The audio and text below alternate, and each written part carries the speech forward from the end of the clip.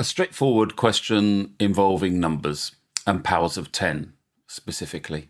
They want 6.75 multiplied by 10 to the minus 4 as an ordinary number. Well, if I put some zeros in the front of 675, because I'm going to be moving the decimal point, which at the moment is here, I'm going to be moving it leftwards by 4 hops. And that accounts for the 10 to the minus 4. So 1, 2, 3, 4. The decimal point will end up here. So I should have put in an extra 0. So just rewriting that properly, this is equal to 0.300675. And that's the first answer. Part B.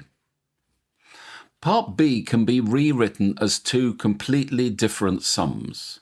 This is 2.56 multiplied by 4.12 divided by 1.6. Now our calculator can sort that bit out, but what about them multiplied by tens?